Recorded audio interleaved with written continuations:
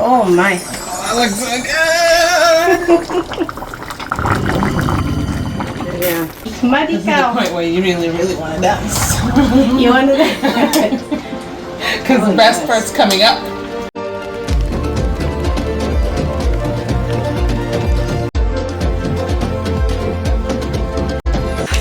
Hello, welcome back to our Louisan Kitchen. Today on Cooking with Friends, we're cooking with family yet again. This is my dear Wifi. Wifi is actually Swahili for what? Sister-in-law. Exactly. She is my sister-in-law. She's married to my big brother. She's going to make us something Brazilian. What are you making us today? I am making something called Vaca Atolada. Vaca Atolada. Did I say it right? Yes. Close enough. Close enough. So the meaning, if I may say, yeah. Okay, so vaca means cow because it's a beef dish. Okay. And atolada is stuck cow. Okay, makes sense. Stuck cow. Okay. Okay. Yes. So we're in for a treat. We'll show you what it is that she will use. But before that, if you could please just introduce yourself to my people, let them know who you are, where you are from. They've heard about the dish, but they don't know where the dish is from. So just tell us a little bit about yourself and, where you are from. Hi, so yes, my name is Sueli. I'm from Brazil.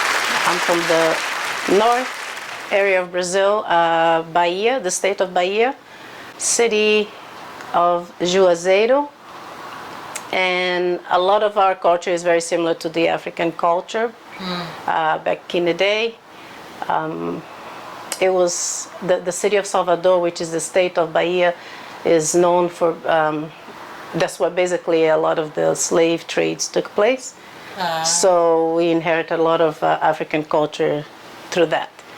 So a lot of our dishes are similar. I'm sure when you eat it, it will probably taste like something from back home to you because it's very similar. Okay. As we go for her to show us the ingredients that we're going to be using today for the meal, please don't forget to share, like, and subscribe to this channel. Appreciate you all. Thank you. That's right. It's yellow and green pepper. Almost 2 kilos of meat in there. Red onions, red tomatoes, Roma tomatoes, I should say. Carrots. Oh, cilantro.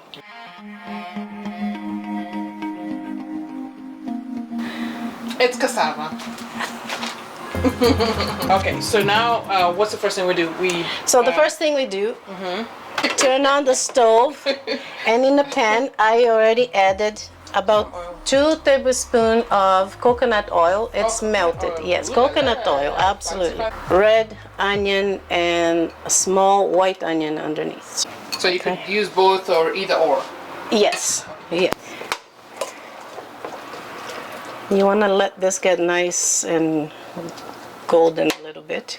So this beef, I did marinate it in some salt and chopped up garlic overnight just to make it more flavorful. Okay. So yeah, it's always a good idea to marinate overnight. yes, absolutely. Yeah, and you can do it to you can do it to your liking. You can add any spices you prefer. You know, like I said, it's just salt and garlic, and that will do the job. You can also add some lemon zest. It's really up to you. The onions are, yes, thank you for doing that, yes. This is good? Or we still wait a bit? Oh, we can probably start adding it in there now. Okay. Just because, yes. You're stirring now just to, you want to brown that meat as much as you can.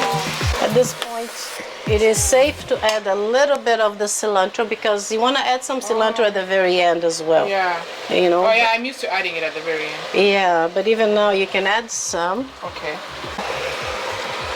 Again, these measurements are not set in stones. Us Brazilians, we don't really measure everything. We just go, we measure with our eyes. You know? So and if you're feeling, you know, you start, like, as they say, you know, you start adding your spices and your seasoning until you hear your ancestors saying, okay, daughter, that's enough. Feel the gods cry. Now, I would have cut some garlic in here, but like I said, it's been marinating in garlic, so there's no need. Do you also use ginger for this, or? You can, but it is not required, no. It's already starting to get nice and brown.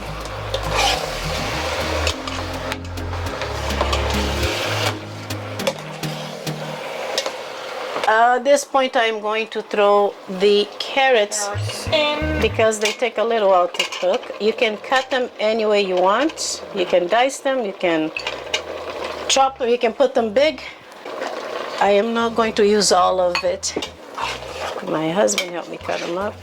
Okay, I am going to add some of the pepper, but I will leave some for later because, again, you want it to have a little bit of crispiness at the end. So, and you can definitely use red pepper. I'll put the tomatoes in as well because, yeah. So the whole thing. Yeah. It's already starting to take shape. Okay. Yes. I'm going to add some garlic powder. Again, to your liking. We like our garlic and we like our onions back home. And garlic is excellent for your health. So That's true. So yeah, we exaggerate a little bit.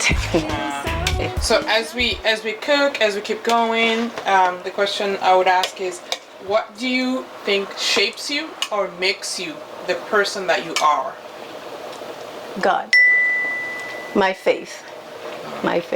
To be able to believe in something that's greater than we are. Right. Everybody have their own personal experiences. Yeah. I have mine, and I know through harsh times, prayer has got me out of a lot of life's trouble. So while some might not believe, and I respect that, my own personal experiences, We have a different story. yes, I have a different story. Okay. I'm gonna turn this down a bit. All right. At this point, I am going to add the cassava.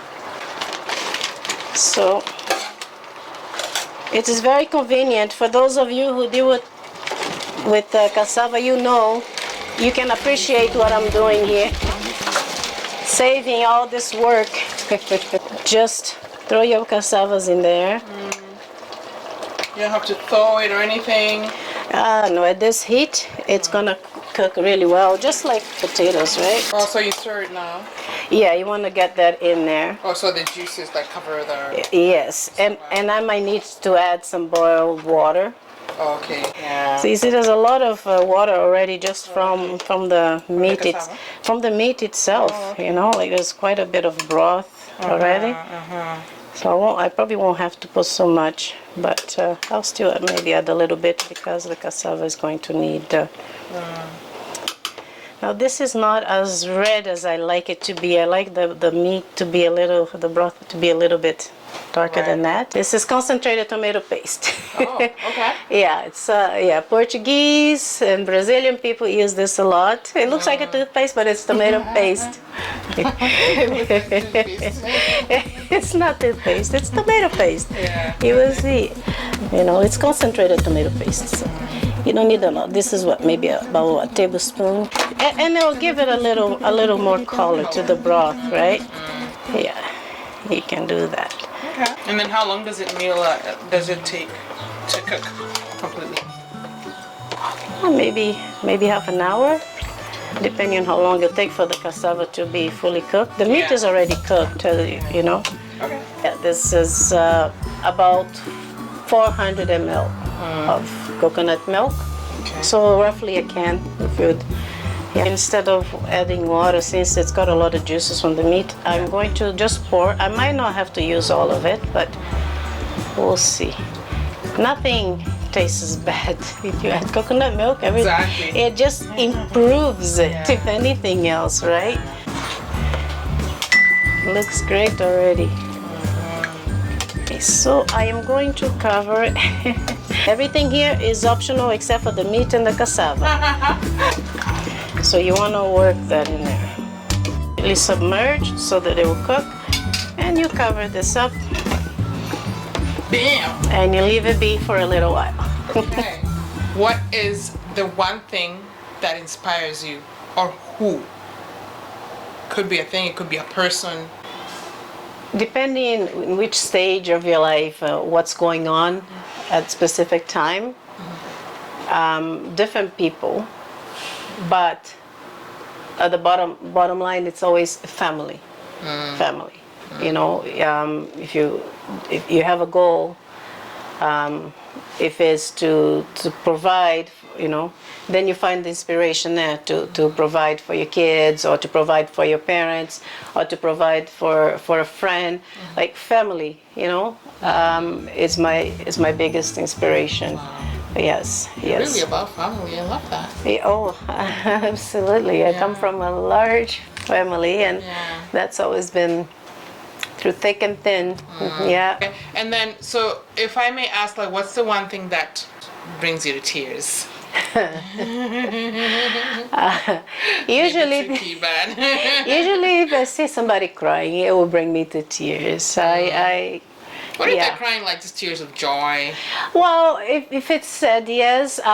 If it's tears of joy, I will cry too. Like whichever the occasion is, if I see somebody crying, I don't know. I can't help it. If they're upset and sad, I feel their sadness. I think you really feel people's energy a lot. Yeah. I need to work on that, because it you know, it seems like something nice, but it can take a toll on your body, right? Because when it's an emotional experience. So, what is your biggest fear? That's a tough one. As a believer, I wouldn't call it fear. I have worries. I came here in the 90s, and this was how much English I knew. Hello, how are you? How are you? I am fine. Like, that was it. I'm fine. I'm fine, because that's a Brazilian accent. Yes, that's our Brazilian accent. I am fine. I am fine. Yeah. And you, you know, very, very minor, very little English, and so I'm very proud of that fact, but not the bad kind of pride. It's like I'm proud because I always loved to learn languages, and for whatever reason, I fell in love with English even before I knew that I would travel. How did you learn it?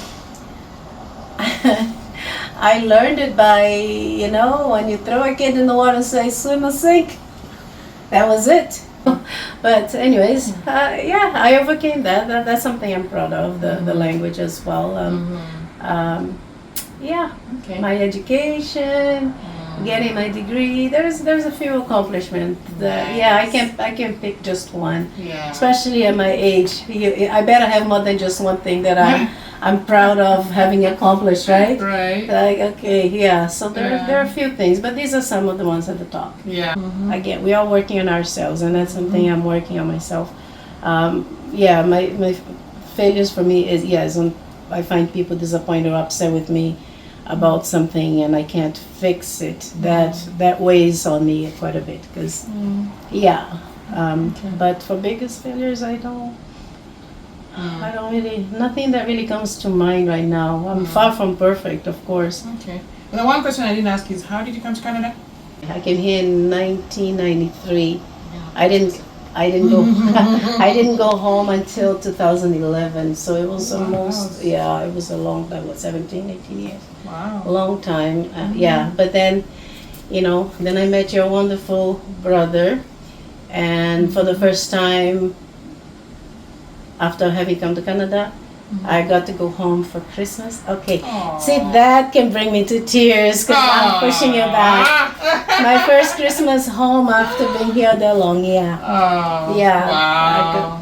Yeah, that was very emotional. Oh, that's awesome. All right, cut. We love you. I love you too. Let's dance now.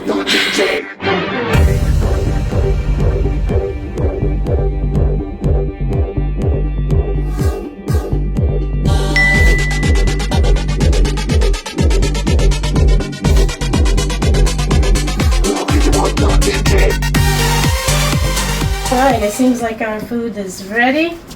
Okay. Oh my. Oh, that looks so good.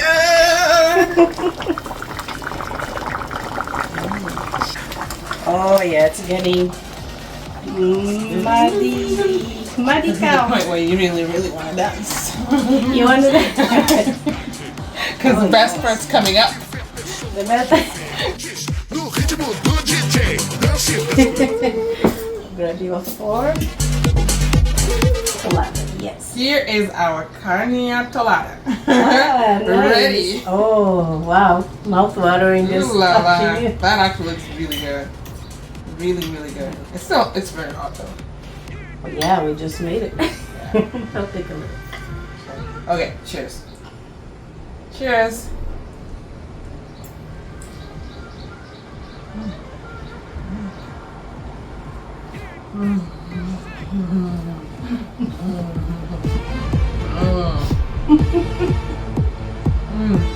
Your mouth is atolada.